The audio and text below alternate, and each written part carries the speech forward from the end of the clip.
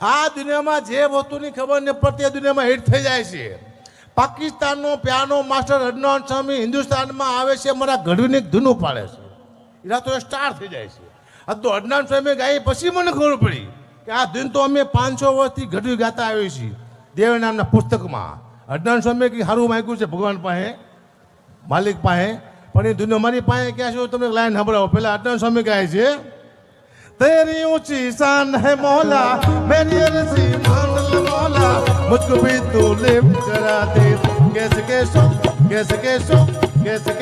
को दिया है, ऐसे वैसो को दिया है, मुझको भी तू